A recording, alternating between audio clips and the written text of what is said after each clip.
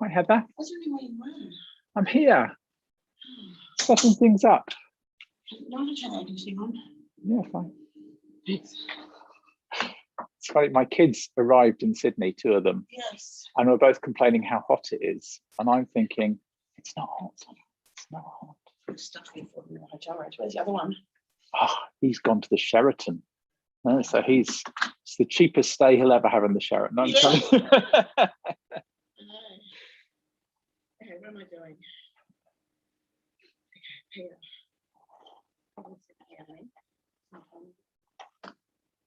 There's one in the announcements if you haven't. No, but you sent me to press one, don't you? Oh, yeah, for hosting. So when the other one arrived? Yeah. Jess flies on Friday, I think.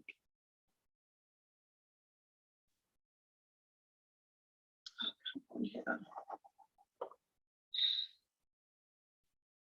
This is such a pain. Whenever I undock my laptop, it just doesn't. Please, you know. Yeah, but I used to have an Apple at this institution, but it's so poorly supported that I went back to a PC.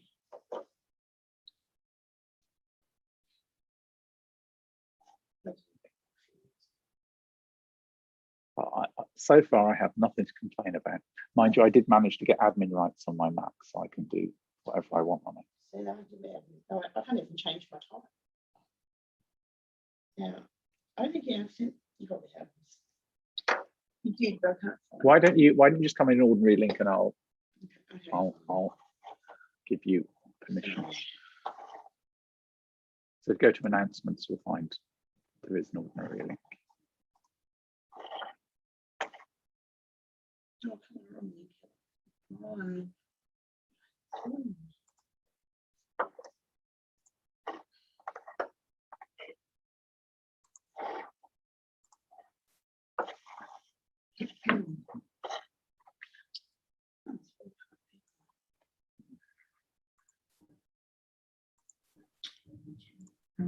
In.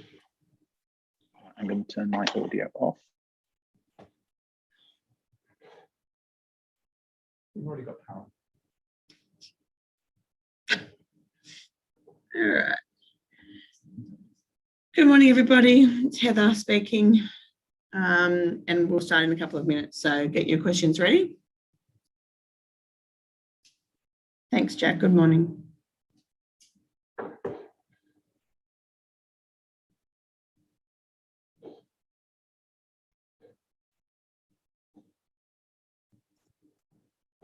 Oh, I raised my hand.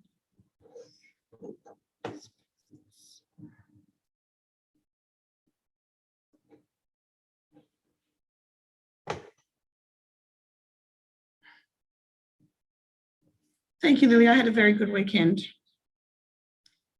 If you want to press mute on your computer, Peter. Okay. Well, it's just coming through your speaker. Oh, that's not mute. Oh, well, that's what I meant. Mute your computer, like silence, whatever, something. I did have a good weekend, Lily. In fact, I think I was up until like 11 o'clock last night reading some student work, so I'm a little bit tired.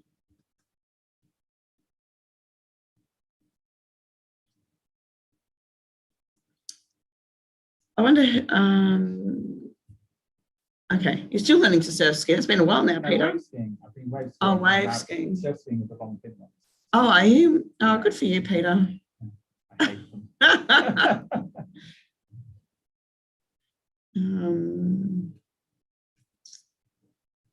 For those of you who are history teachers in the making, you might think about joining the New South Wales History Teachers Association. I think it's free for student teachers or very cheap. And you can come along to a webinar with me on Tuesday where I talk about the new Australian Curriculum Review and what it means for history teachers and history students in New South Wales and across Australia. Just a shameless plug. We'll start in a minute. I'm just going to have an M&M pretzel. Would you like a pretzel M&M? Have a try and you'll find out. Not the white ones or the black ones. The white ones are raspberries. Yeah, the colourful ones. There you go.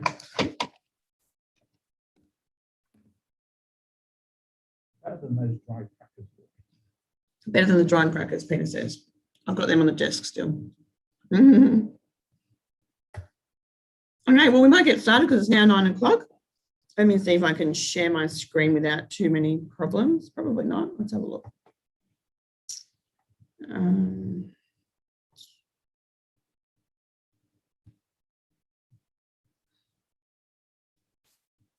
I think I'm going to start admitting that I've got too many windows open on my computer. I think it's time that I admit that I have a problem, but I'm not quite ready to admit it yet. Yeah, that's not my style. It would help if I opened the document that I need. Week 12, Q&A. Okay, let's have a look. Oh, will you? Thank you, Peter. It's good to have an editor. That's why it's good to write textbooks, because you have an editor there as well to edit out your incompetence. That's a win-win. Who and what? They've got all sorts of videos of classroom practice integrated with it. No, I don't think it is good. They'll go out of date so quickly that it's better to do it the way we do it. Thanks, Peter. Okay, so can everyone now see? Kayla, if you're there, can you just raise your hand to let me know that you can see my PowerPoint? Thanks, Kayla. Thanks, Peter. All right. Good morning, everyone. Welcome to week 12. Yes, this is the last week of tutorials for the course, but we will continue our Q&A next Monday for week 13 to talk about, wrapping up the course and also talk about assessment. And there'll be a little activity for you to do if you feel like on the weekly activities. We'll just present a wrapping up. So this week, yes, is the last week of your tutorials.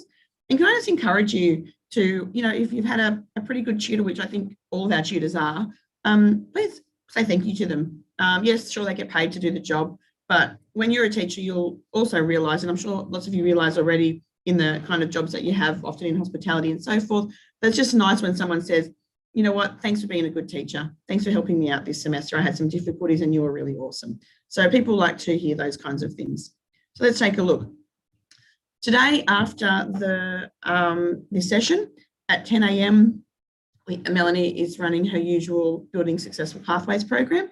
And this time we have Associate Professor David Palmer. David has been in the tertiary field since 1992. He has a PhD in science education and he's really interested in constructivist ideas of teaching. But that's not why he's coming along today. He's coming along today because he's also the program convener for the Bachelor of Education students for primary school. So he can just talk to you about what's the role of program convener, how can he help you, and do you have any questions? So even if you are a secondary student, I would really encourage you to attend this session anyway. For secondary, I'm your program convener if you're a STEM student, and Dr. Rachel Burke is your program convener if you are a humanities student.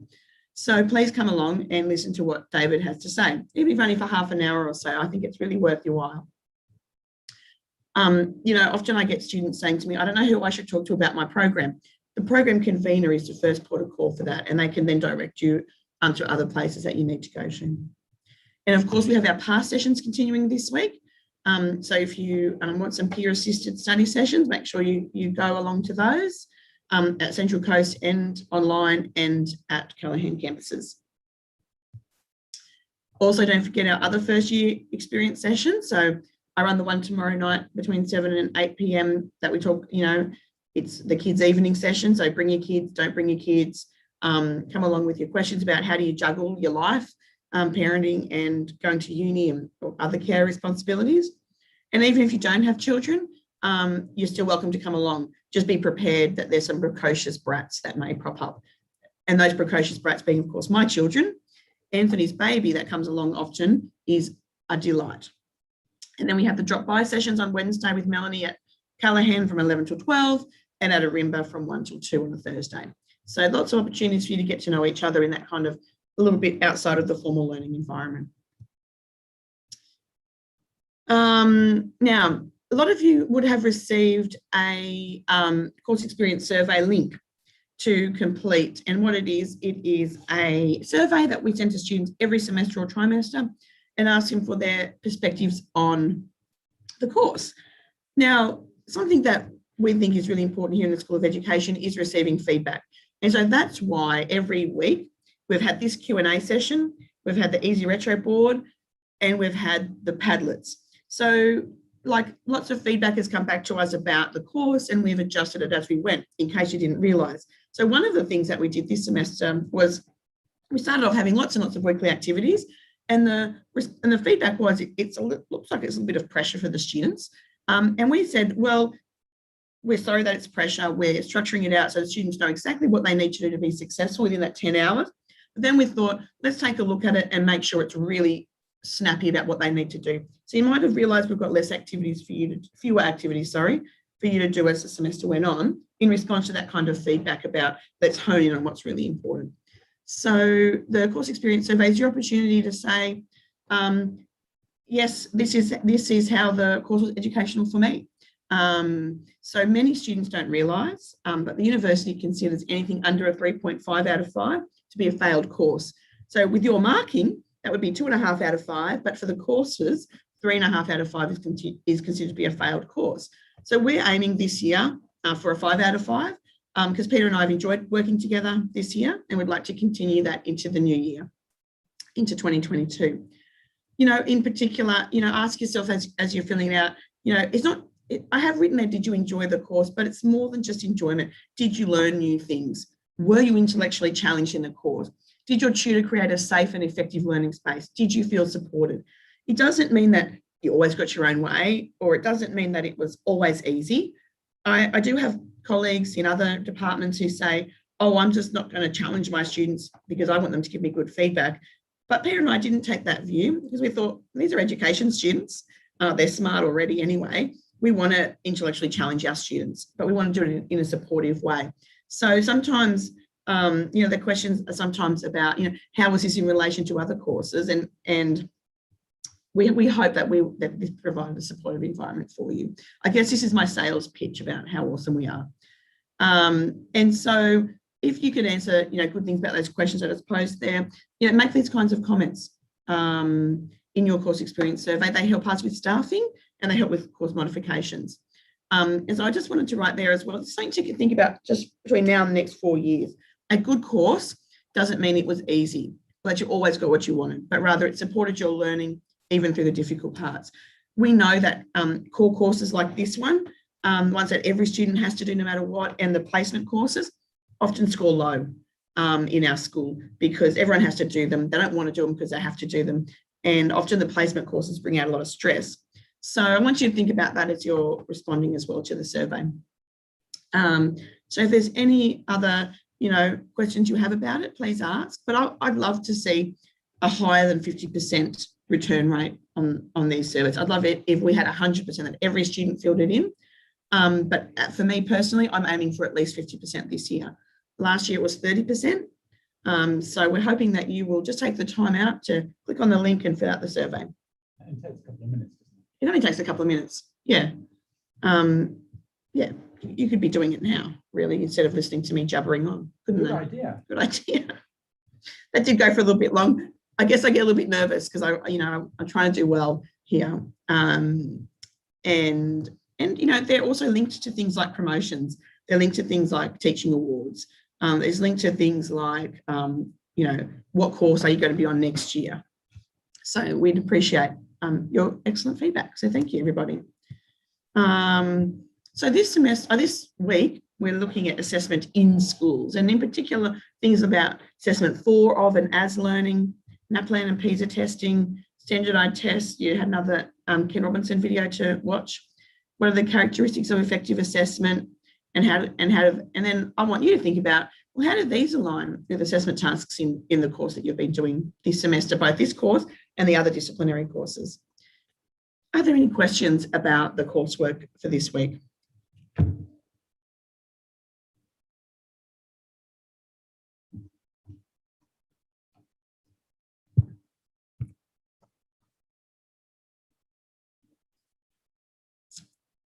I'm going to take that as a no. I'm going to take that as you've all come along to hear about the assessment, probably. Just a reminder about your professional social networking profiles, LinkedIn, Twitter, Facebook, and so forth. I've loved seeing people joining Twitter and linking up with me on Twitter. That's a really good way to communicate with Australian educators. And LinkedIn is another good way. LinkedIn is also good for work opportunities, and lots of recruiters look at LinkedIn. So keep it up to date.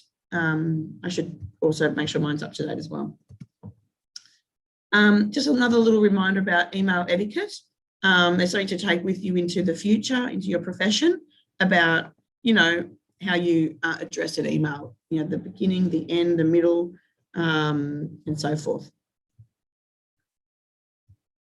And setting up your email signature. If you're not yet done your email signature, I would really encourage you to do so now. I can see someone's in the chat. Oh, it's Peter.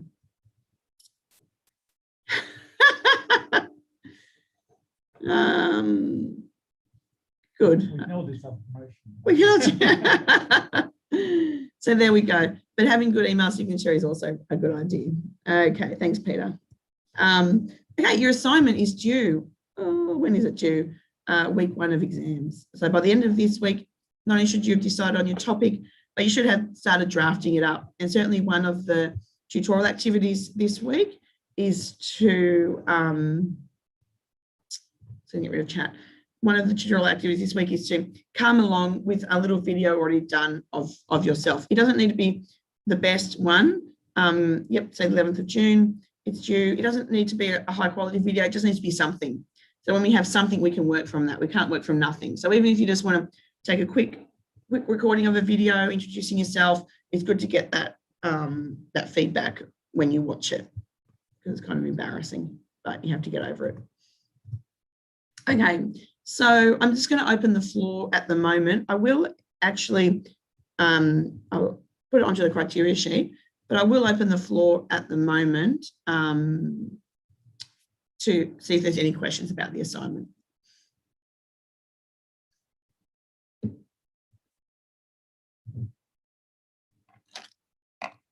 Really, no one's got anything. Come on, Kayla. Where's your surfing picture? Well, she's always got a question. They're always good. Someone's doing something in the chat. Is that you again, Peter? No. No, it's Kayla. Ha, ha, ha. All right. Would you like me to talk about the criteria? Oh, Zachary. Thank you, Zach. How can I help you? Can you unmute yourself, please? Hello, Heather. Hi, Zach. I was just gonna ask, so with the assignment, when you're addressing your audience, do you want your audience to be like just pretty much every student who's interested in enrolling in the course, or is it okay to do a bit more of a narrow focus? Say, for example, if you focus on male teachers and then reflecting, like linking that to how like only 18% of teachers are men at the moment. So like, would that sort of stuff be okay? Or do you want it to be a bit more open to just all students enrolling in the course for next year? Zachary, that's a really interesting question and not one I've thought about. So I can see Peter staring at me. I'm trying to catch his eye. I think so long as you're clear about who your audience are and they're within the group of, you know, potential students for this course, then I think that sounds like a good idea. Good, I agree. See, Peter and I agree lots more than we disagree. I think that's a good idea too, Zachary. I was thinking it was when you said it. So the audience is incoming students. And Zachary, if you want to particularly focus on male students, I think that's actually a good idea. Is it only 18%? Is that across primary and secondary? I think that was for primary. Because I used that statistic a while ago in HSC for Society and Culture for my personal interest project, which was on like perceptions of masculinity impacting on career choice, and it was like, a statistic from the conversation. So, and that's just something that's always stuck with me. Yeah, great. I think that's a great idea. Because, you know, in the past, teaching, particularly high school teaching, was a masculine profession, but over the past 40 years or so, it's become increasingly feminized. So, and I think, you know, there's different implications with that. So I think that's a good topic, Zachary. Yes. Okay, awesome. Thank you. Where did you go to school at that? Where did you go to school that you did your PIP on that topic? Merriweather. Oh, great. Okay. Thanks, Zachary. That's good. Any more questions? I think that's all for now. Thank you. But if I think of anything else, I'll email you or Peter. Yeah, great. Thanks. Awesome. Thank you so much. No worries. Are there any other questions at the moment? Come on, Kayla, think of one. Okay, someone asked in the chat, was it Georgie? I can only see Geo. How appropriate does the video have to be? Like, is it to be child friendly or is it more catered to adults, young adults and teens? Well, Georgie, the video is for incoming students next year. So what would you say to students that are about to do the course? So then that would be young adults and adults. And the written part is for your tutor. That's the academic side of it. But the video part is like a promo for the course in a way, or promo for what you've been learning about. So definitely adults, young adults. But in particular, it's actually students coming into their first year of university study. Okay, Amy, I'll get you in just a second. I'm just going to answer Johanna's question in the chat. And Peter already answered that anyway. Sorry, Peter, I didn't notice that. How do you need to talk about the major equity and diversity issues that you face as a teacher, like the dot point for your own ideas? Okay, so we did have a week on equity and diversity, and we looked at those different issues within the schooling system, you know, socioeconomic status and equity of funding and so forth. So that's what you could talk about in that area. Does that answer your question, Johanna?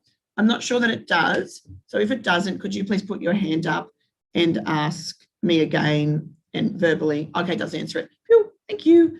Okay, I'm going to get to Amy and then I'll get to Kayla. Okay, Amy, could you please unmute yourself? Good morning. Good morning, how are you going? So when we're doing our video, does it all have to be like positive aspects to the course, or can we like give them advice on things that we would have done better if we could do it again? Or absolutely. Yes, that is really good, because I think until you've been a first year student, you don't know what it's like to be a first year student. So absolutely those, you know, tips and hints and I wish I had done this better, or this is really good, or this isn't as good, or whatever. Definitely, okay, cool. Please. Yeah. Thank you. Thank you. I will say it's not an opportunity to critique the course in general, but it is an idea. We're looking at the concepts that you've learned, but definitely looking at the experiences of being a first year student is a fabulous idea. So thank you. Okay. Kayla, and then we'll get to Matilda. Hi, Kayla, how are you going? Hey, good, thanks. How are you? Good, thank you. Good. I was just kind of wondering, like with the video part, is it like a mix of the issue that you've chosen and like the stuff about the course that you learnt, if you know what I mean? Or is it just more focusing on your issue? Peter's keen to answer this. I posted some comments in the discussion forum that kind of address this. So there's one under a discussion called Questionary Criterion 1.2, where I talk about the topics on the course. And I suggest that the diagram that we've used at the beginning of most weeks kind of gives you an overview of the key topics in the course. So, you know, values and diversity, purpose and vision, goals, curriculum, pedagogy, and all that kind of stuff. And then what I've suggested is that you look for things that kind of cut across those. So, for example, reflection. You know, reflective practice is an important part of being a good teacher. And while we do address that specifically in week 4, we've also tried to model it across the whole course. So, you know, we've got the reflective feedback from you at the end of every tutorial, and we're trying very much to adapt and improve our practice as we go along to model that notion of reflection. So you could then say, well, actually, there are things like that cut across the whole course that you could kind of pick up and use when you're kind of talking about the different topics and how reflection then links into your thinking about the curriculum. So, for example, you know, we have that poll asking you to think about your views about what should be in the curriculum. We've got you thinking about what you think good pedagogy is around. We've got you doing things in tutorials and then reflecting on how well you did those things and how you might have done them better. So you can kind of use reflection as a kind of theme that cuts across all the topics within the course. Mm-hmm. Yeah, and that might be a good way to kind of bring coherence to the whole thing. Yeah. And allow you to touch briefly on each of the topics without having to go into a lot of detail about them, because your main focus is around that cross-cutting theme of reflection. Does that help and make sense? Yeah, it does. Thank you. Thanks. Thank you. And also, the answering the question, the main question of the assignment is, what have I learned on becoming a teacher and how I see myself in my career choice over the next 5 to 10 years? So looking at that in terms of, talking about that with students as well. So don't forget the stuff we did at the beginning of the semester about teaching as a profession. That first module was about teaching as a career. Then we looked at teachers, and then we looked at students. So all that stuff is important. And professional development. Yeah. Yes. Any other questions, Kayla? No, that's all. Thank you. No worries. Thanks. Well, I think everyone else could hear Peter, because Kayla could hear you. So Amy, the assignment is due the 11th of June, because exam week 1 is not next week. Next week is week 13. The assignment is due on the 11th of June, and that's in the learning schedule on the Blackboard site. Chelsea, I'll get to you in a second. I'm just going to go to Matilda at the moment. Yes, Matilda. Hi, how are you? Yeah, I'm good. How are you? Good, thank you. How can I help you? So I just got to clarify some things, just as I'm trying to think of what I'm going to put in my video and my paper. So can I pretty much, I know you just said this, but I'm just going to double check. Can I pretty much just look at the whole entire semester 1 EDUP course and just jam pack everything into my video and into my paper? I don't want you to jam pack everything into your video and into your paper. You can do an overview of the course, but really think about what slant do you want to take on it to present. So we don't want a week by week summary, I suppose, if that's what you mean. Yeah, that's what I'm asking. Yeah, no, we definitely don't want we definitely do not want a week-to-week summary, do we, Peter? No, we don't. I think the thing that's causing people some confusion is that criterion 1.2 to get higher distinction currently says demonstrate understanding of all the key course topics. And I think there's a danger, therefore, that everyone thinks that they have to do a little bit on each of the explicitly about each of the topics. Yeah. And so my comment before about, using some cross-cutting themes, which allows you to kind of mention topics without having to go into a lot of detail about each topic, allows you to kind of tick off, yes, I've thought about how reflection might relate to curriculum, or how reflection might relate to my pedagogy, or how reflection might relate to my values and beliefs. But it doesn't mean I have to spend a long time talking about values and beliefs, or a long time talking about pedagogy, because my focus is on reflection. But I have kind of indicated that, I've made links to the other topics within the course. Does that help? Yeah, so pretty much if I just choose like one key area of the semester that I thought was like major in what I'm going to be as a teacher, but then I still link that in with a lot of other key aspects of the course, but I just focus on like one that is major for me. Yeah, I think so. And I mean, it is important you kind of touch on the other things, or show how the thing you're focused on links up to the other things. Yeah. But yeah, it's much better if you have one coherent focus that kind of cuts across the whole thing, I think. Yep. Okay, cool. Yep. I have a second question, if that's okay. Yes. Yeah.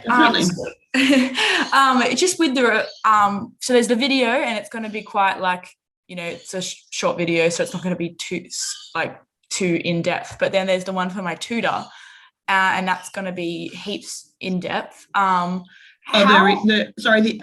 talking about part 2, the academic reflective exposition. Yeah, that. Yeah. Yeah. What is the difference really? Because I could literally just write down what's in the video and then add a few like more. I'm a bit confused as to what the difference really is. I'll just say something before handing over to Peter. I think unfortunately in Australia, our as Australians, myself included, get a little bit mixed up with the written word and the spoken word, and they're actually very different. So the spoken word is very different to the written word. So what you how you speak, your part 2 is not a script of your speech at all by any stretch of the imagination, with then some brackets of in-text referencing chucked in for good measure, okay? So a spoken text is, and in this case, will be far more informal, potentially, because you're talking to future students. So think about yourself at the beginning of the semester. How would you like to have heard about the course from a student's perspective? Whereas the academic reflection is far more, I'm not going to say an essay because it's only 1,000 words, but it's far more in that essay kind of format where we want you to be using academic or professional language, not layman's terms. So in the video reflection, you might be using layman's terms, which is that informal language. You still need to be clear and succinct and have clarity, but the academic reflection takes it to the academic level. Peter? Yeah, so I'm just adding to that. What I'd be saying is that in the video, you're unlikely to be kind of talking about the literature as such. You're going to be talking about what you've got from the course and your beliefs and how you're thinking about the topics. And then for me, the 1,000 words is providing the academic underpinning. So if you talked about the importance of reflection, then you'll be bringing in some literature that talks about why reflection is important to underpin what you've said in the video. So the two things should complement each other. One is, as Heather says, this kind of much more engaging, setting out your thinking. And then the other is much more academic, providing the justification that underpins your thinking in the video. Mm-hmm. Okay, yep. And so does that mean that there's going to be less personal beliefs in the 1,000-word reflection rather than, well, there's a lot of personal beliefs in the video? Is that what you're saying? And it's pretty much going to be the same thing, but just sorry, my mum just started talking. I know what you're trying to get to, I think. I mean, I think in the video, you're kind of saying what you think. In the academic reflection, you're providing the kind of explanation and evidence and justification to underpin what you think. So if you think X, why do you think that? Okay, what's the evidence that supports your belief? Can I give an example? I've been thinking, Matilda, and I've got an example for you. So you might say in your video that you had to do Cornell methods of note-taking, okay, for your assignment 1, and how this was really useful because it developed in you an understanding of why note-taking is important and how it helped you remember key concepts and ideas, okay? And so you can say to the students, and I would encourage you with all your weekly readings to find a method of note-taking that suits you and to use it throughout, because then you can use it in other courses as well. When you come to writing your academic exposition, you might go and find some literature that says something about reflective writing or note-taking. And I think there could be something in the textbook about that as well. In fact, I think there is, because I wrote it, but I can't remember exactly.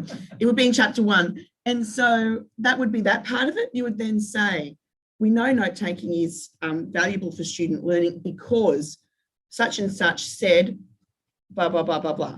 Okay, so that's a way to take it from the layman, from the informal to the academic. Does that make sense, Matilda? Yes, that makes a lot of sense. Yeah, that's perfect. Thank you. You're welcome. And Emma, yes, the essay is like research that supports what you have said in the video. That's correct. Well, it's a reflective exposition, but it's okay to call it an essay this time. Matilda, before I put your hand down, do you have any other questions? Yeah. Good. Do we just use, sorry, I'm just. Excellent. Keep going. Cool.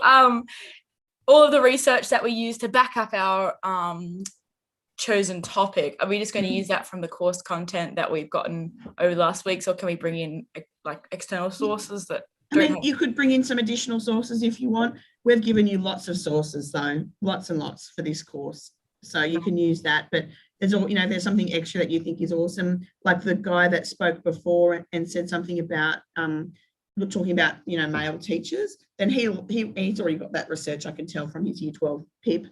Then you can bring that in as well. That's fine. But there's not this expectation that you'll then do all this research. Okay, it's fine to use the course stuff because Peter and I put it together and we think it's pretty schmick. Yeah, for sure. All right, thank you for that. Thanks. Any other questions, Matilda? No, that's perfect. Thank you. Okay, cool. All right, thank you. And we're going to Amy again. Hi, Amy. How are you going? Sorry. Good. I love questions. Otherwise, we're all just going to sit here staring at each other. I think you may have just answered it, but correct me if I'm wrong. In my video, I was thinking of talking about NAPLAN and how that applies to me, because that's the subject that I did for my last assignment. So would I then talk about in the academic reflection, would I go more in depth with that, or do I have to talk about different things? You do have to talk about more than just NAPLAN. Yeah, I know that, but like, can I talk about that? Yes, you can talk about NAPLAN. Yeah, and talk about it within assessment and so forth as well. Yeah, okay. But it's not to be a regurgitation of assignment 2. Yeah. Okay, because this is a different assignment. Yeah. But it's fine to bring in stuff from your other assessments. It's just because like I learned a few things that I wasn't really aware of before I did the assignment. So I was just going to like go over that. Yep, that's fine. Okay, cool. Thank you. Thanks, Amy. And Madeline has just said, could you please clarify what is meant by chosen topic? I thought we were reflecting on the course as a whole. Yes, you are reflecting on the course as a whole. That is correct. But there might be some particular aspects of it that you want to focus on more. So, for example, Madeline, sorry. I'm just going to find, here in the guidance part, there is aspects for you to choose, in particular, something more than others. As Peter said, like you might focus on reflection, or you could focus on assessment as well, or like the other students going to focus on male teachers. So you can do that as a topic, but woven within it are the other aspects of the course.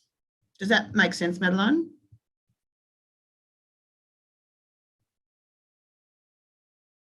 I'm going to take that as a yes. I'm going to go to Kayla again in a minute. Hi, Kayla. How are you going again, Kayla? And how can we help you? I'm going good, thanks. Good.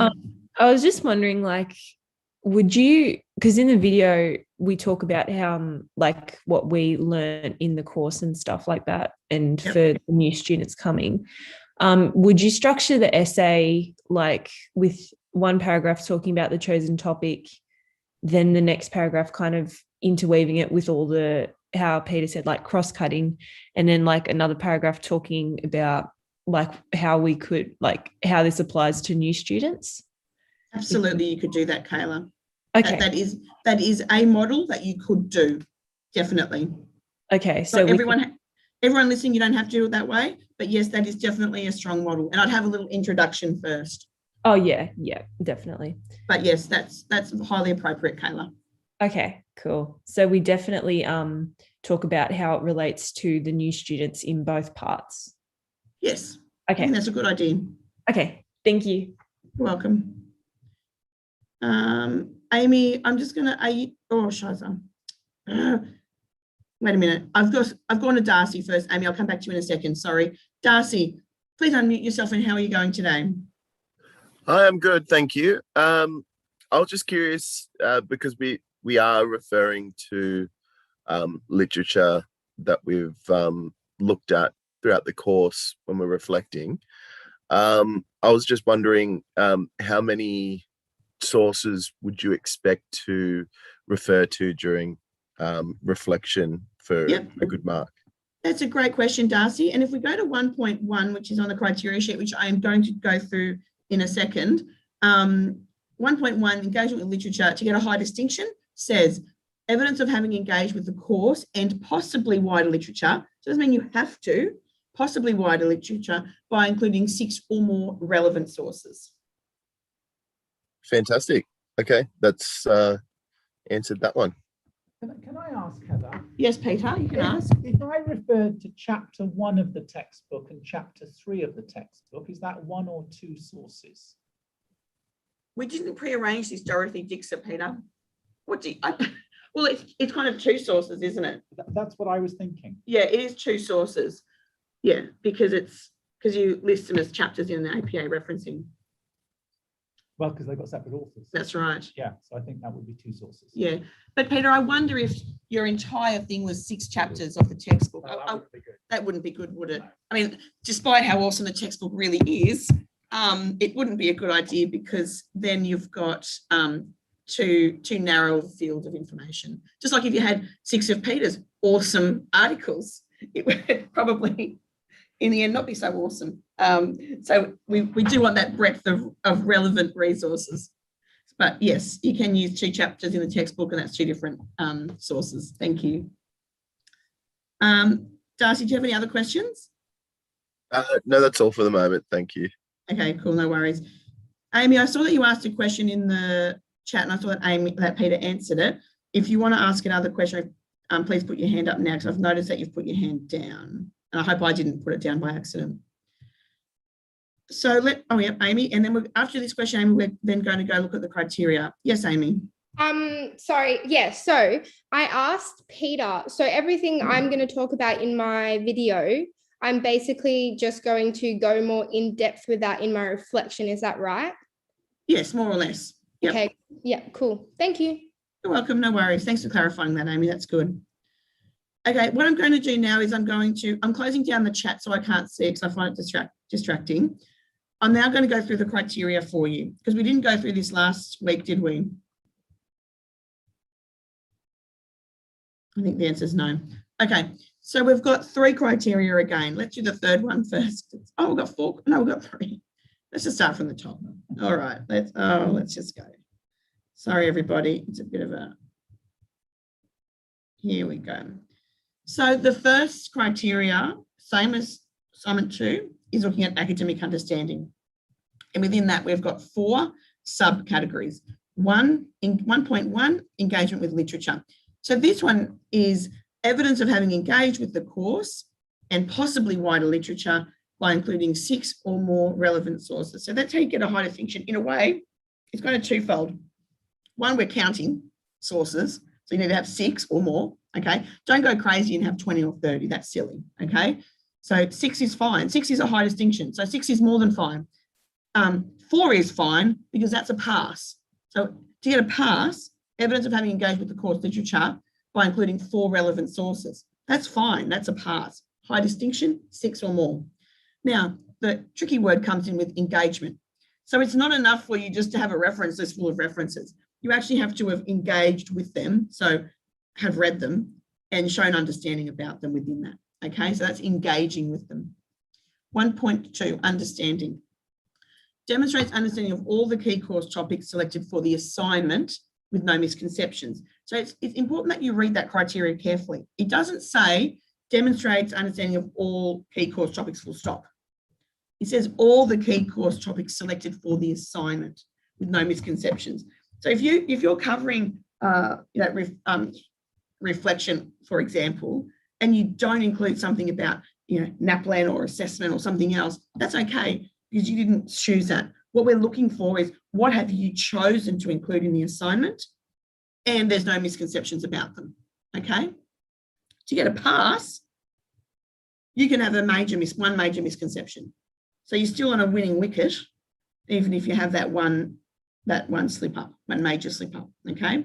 But for understanding from what you've selected, all the course topics have no misconceptions with it for a high distinction. Now 1.3 is reflection. Clearly states your position on key issues based on evaluation of available evidence. So that means, I'm not going to go the dog versus cat issue again because that caused a bullying complaint. But what I will say is, if your position on a key issue is that the HSC is a really good idea, then what you've done is you've supported that with evidence. So you've said, I think high stakes external assessment is a good idea for students, and seeing the HSC is a good example of this. And I can reference, Smith 2010, Bob 2020, Brown 2019, and in particular, Brown says HSC is awesome, page 19. Okay, so what you're doing there is you're saying, I've got my position on this issue, and it's supported by my evaluation of available evidence about this topic. Okay, and then 1.4 uses theory and/or conceptual frameworks to bring coherence to analysis and reflection. So if you're talking about assessment, what we want to know is that you understand that assessment is not just the piece of paper in front of the student when they're doing the test, that you understand what goes on behind that piece of paper to eventually be presented there about teacher thought, teacher understanding about assessment, government understanding about assessment, and so forth. So you've got the topic, but what sits behind the topic, okay? And so that then brings that coherence. You know, it'd be easy for the other student, I think it was Zach, who said only 80% of teachers are men, right? Okay, cool story, bro. So what? Okay, then he can say something about the feminisation, the masculisation of different professions, what impact this might have on students, how this relates to students who don't have a positive male role model in their home, okay, and so forth. So that's that idea. You can't just say 18% of males are teachers, this is sad. Well, why we have 18% male teachers, what's the implications, why is this even a topic of interest, does it matter? Okay, that's that idea. So 1.1 to 1.4 is that academic understanding. Before I go on to academic literacy, I will take any questions on that topic, on that criteria. And I can see that someone, Ebony, can it please be confirmed if when using in-text references in the 1,000 word part, if we're using direct quote from the textbook that is already referenced in the textbook, do we reference the textbook or just the reference that's already in the textbook? Hopefully that makes sense. It does, Ebony, and I'll say this. Yes, it's well within your rights to reference the quote within the textbook, and your APA 7th guide will show you how to do that, okay? It'll be, you know, something like Smith 2017 as cited in Sharp 2021, page 19, okay? That's what it'll be like, but check your APA 7th referencing guide. However, as you continue in your university career, that kind of stuff becomes irritating, okay? So what you should do is, if you've seen this awesome reference that I might have spoken about, like I talk a lot about Patton and McMahon's systems theory framework in chapter 1, then go and get that reference. The references are at the end of my chapter. Go to the end of the chapter, look up Patton. Oh, there it is. Oh, that's the reference, easy to find, off I go. So that's the best way to do it. Now, if I've referenced something from Dewey from 1931 and you're like, oh, the library got rid of everything just about last year, we don't have that anymore, absolutely reference it. If you can go to the original source, that's always better, because you can read around it and you might think to yourself, oh, actually, I don't think Heather did choose the best quote to use to illustrate that point. I'm going to choose this instead. So in other words, Ebony, yes, it's fine to use what you've said, but it's better to go to the original source, okay?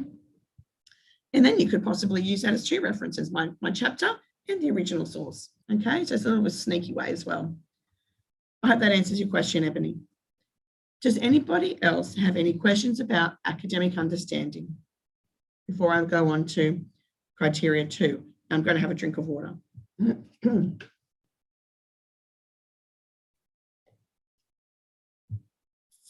Okay, you're welcome, Ebony.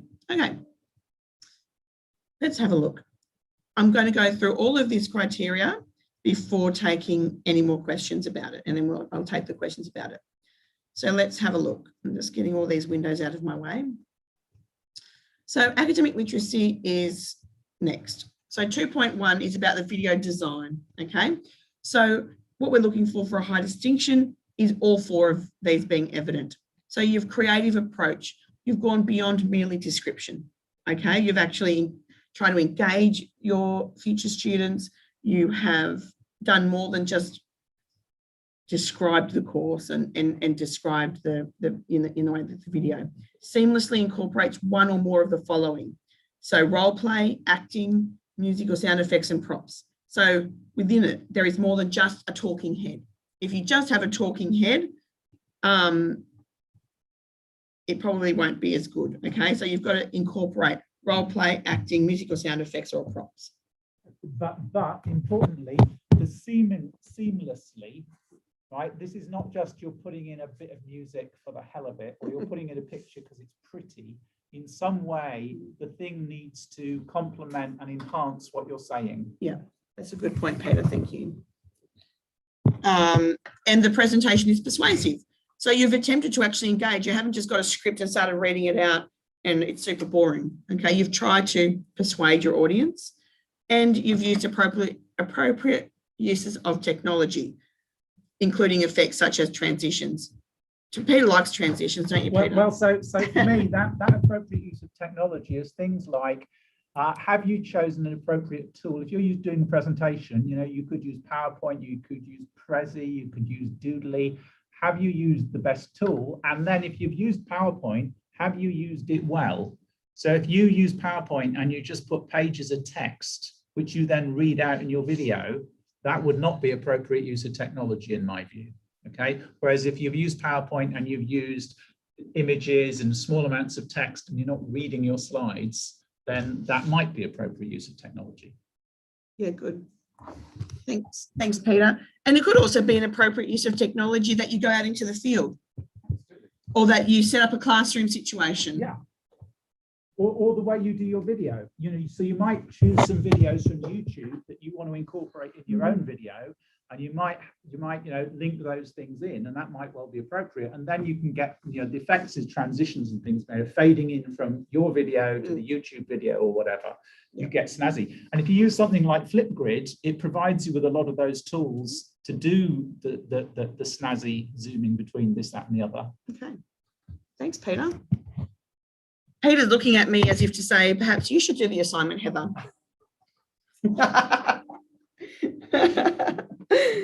As I sit here with my text of PowerPoint reading off the screen. And I thought that you deliberately provided us with some slides for this week's tutorial to demonstrate how not to do a PowerPoint. Don't be nasty.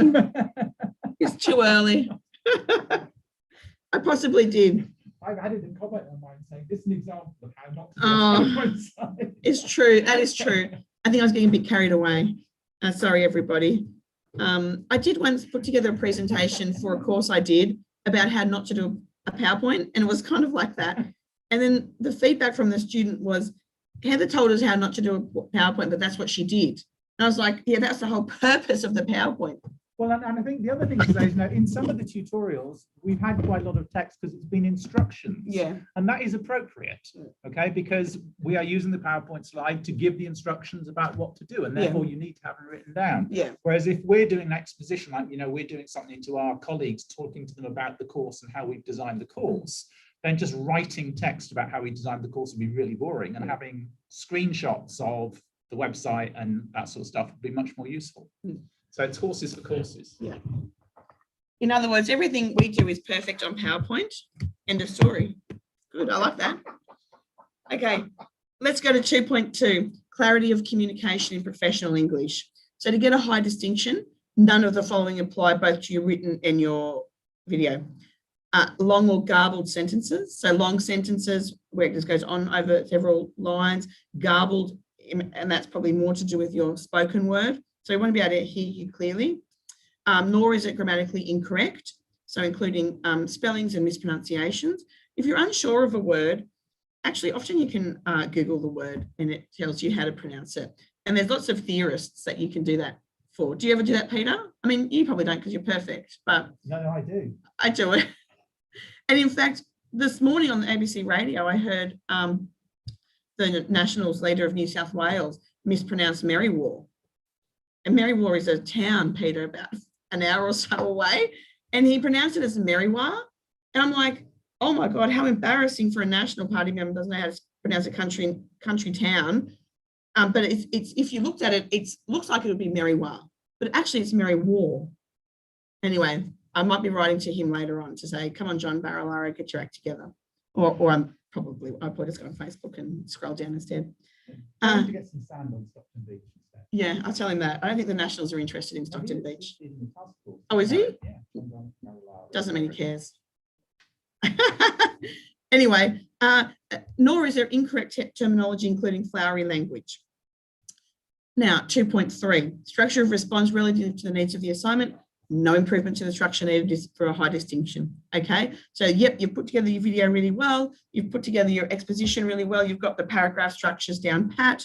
Off you go. So that's what to get a high distinction mean. To get less than that, it means that maybe you did have a one sentence paragraph or a 2-sentence paragraph at one time, or perhaps the structure of your video lacked something. There was no clear beginning, middle, and ending. And then for 2.4, APA referencing, both in-text citations and references at the end of the text are 100% correct with no errors. Okay, that's a hard thing to get. but you can check your work. And if you have a couple of little minor errors, that just gets you down to a distinction. So before I move on to to criteria 3, are there any questions? Yes, thank you, Anthony. I won't reply to that. Are there any questions about criteria 2? And I think I agree, Anthony. Zach, how are you going? Oh, good. How are you?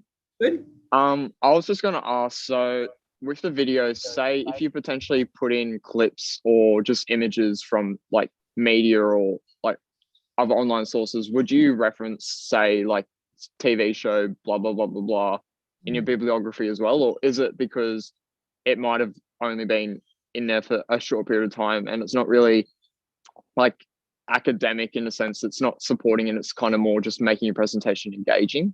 Yeah, no. How about you have a list of those ready that we can ask you for them if we need to? Yeah, okay, sounds good. Thank you. Thanks, Zach. Are there any other questions about criteria 2? Phoebe, how you going, Phoebe? Oh, no, wait a second. Just give me a second. Okay, Phoebe, how can I help you?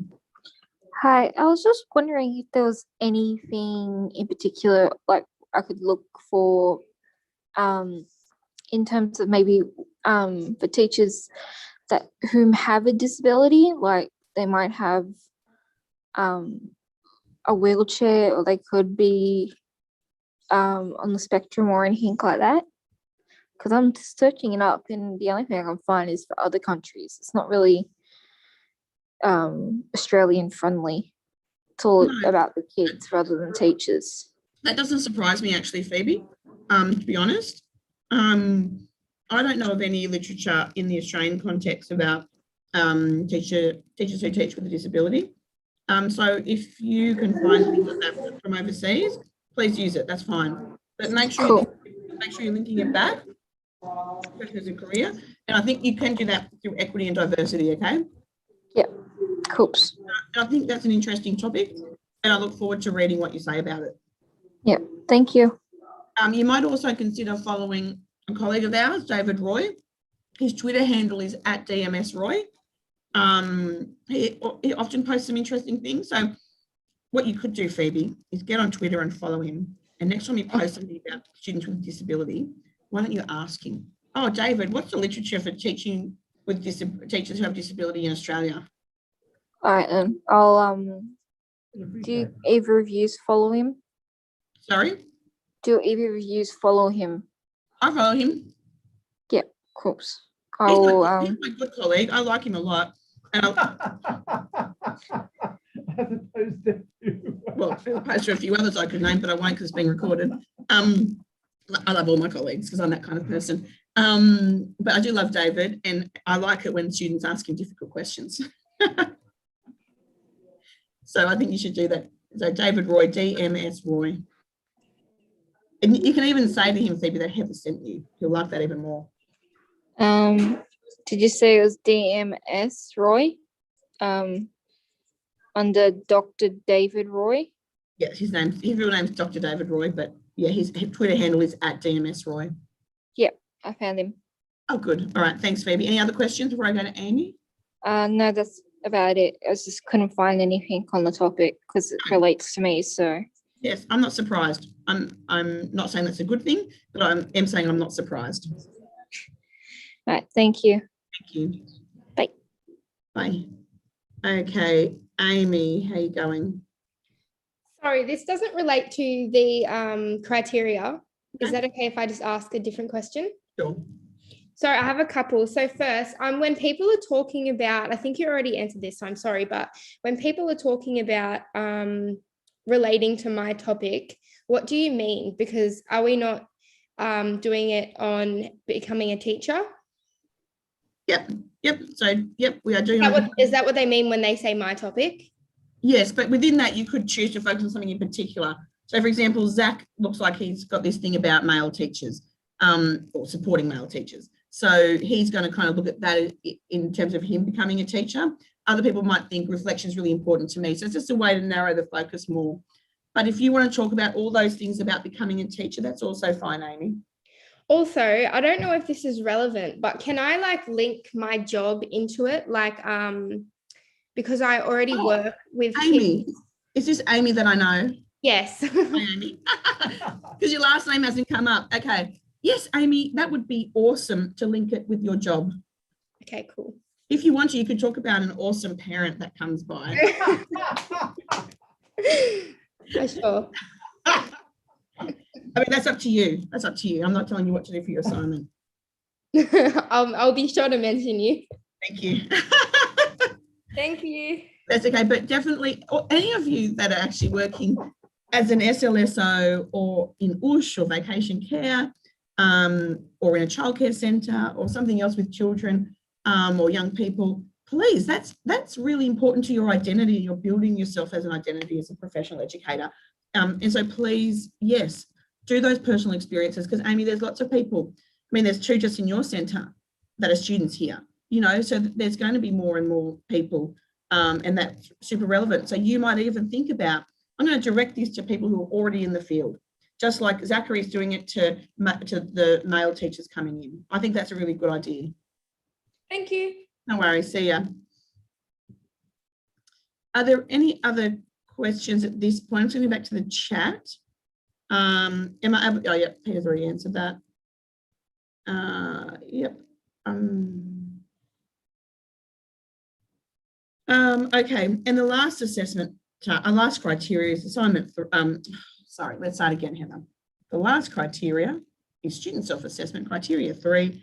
And, you know, this is that opportunity again. And I'm going to say, actually, Pete, I was skeptical of putting this in at the beginning of the semester. As you know, we had many professional conversations about this. And, and in fact, I'm going to say, I think the quality of the student work has improved from making students reflect on what they do before they submit. And I can really see that a lot of you have taken that seriously. So that assessment 3, in a way, it's a 5 easy mark, rated itself against the criteria, but using it as a way to go through every criteria and saying, have I done this the best that I can?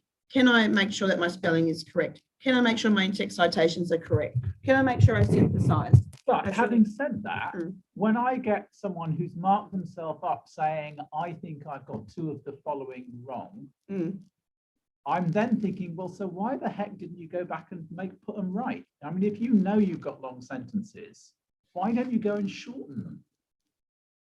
Right? I mean, that's the whole point of looking at the criteria, is to say, oh, look, I'm going to be penalised for having long sentences. I've got long sentences. I'm going to go back and I'm going to shorten those sentences, and that will improve my grade. And so there's a kind of, you know, there's a no-brainer almost. The reason for looking at the criteria is to help you get a better grade, because you know what you're going to be marked on. So if you've spotted a mistake in your assignment, put it right before you submit it. Yeah. And then some people are also like, what do you call it? Modest. Self-effacing. Yeah. Like us. Yeah, like us. It's almost 10 o'clock. Yes, Kayla, it is directed at the new students coming in. I'm not sure what that means, Marianne. What does 2 backward dashes mean? Is that code for something that I'm too old to know about now? So Kayla, yes, that's correct. I was just talking about the chat. Sorry, that was an accident. Okay, phew, Marianne, because I'm thinking, I need to Google, what does that mean? Is she insulting me, or is she saying something nice? Yeah. Okay, and so that's that. And so then we've kind of reached our conclusion, I suppose, now. Will you put that slide up again about the survey, so they know where to go? I'll do that for you, Peter. I know Peter doesn't really. Anyway, here we go. Make sure your voice is heard. Make sure, anyway, I'm not going to say anything else because students might think I'm trying to coerce them. I feel like a little bit like a, no, Mitchell, when you go back and fix the marking mistakes, you don't need to include that you've done them before, that's fine. Can I link it to becoming a teacher librarian, my past experiences volunteering in schools? Absolutely, Jessica, that's a great idea. Were you do you want to become a teacher librarian, Jessica? I was a teacher librarian. It's a very rewarding profession. You can start at makerspaces. What? Makerspaces. What's in that? the library. Oh. You don't know about makerspaces? No. Okay, that's nice, Peter. No. Okay, he was marked having long sentences in your first assessment. Ask your tutor why she thought you had long sentences, Anthony, and identify them for you. That might help you understand that. So it's 10 o'clock. You'll have the opportunity also to do the survey in class today. And can I just encourage you again to go along to hear your program convener, David Palmer, talking now, he'll be on now, talking about, you know, when it's, what it is in your program and answering questions. So I'm also reading at the same time. So David, we do have an idea what an assignment will be marked.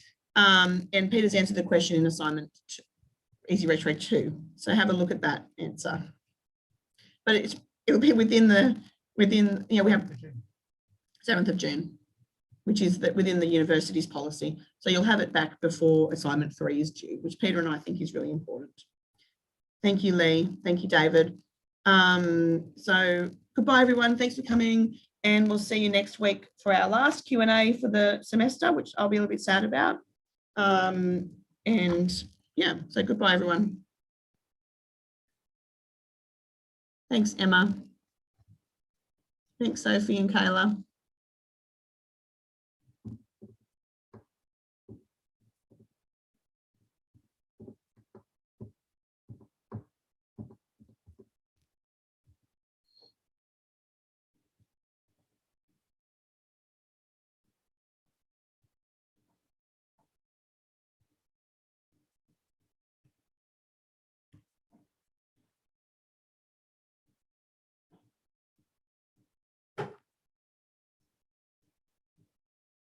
See you, Samuel.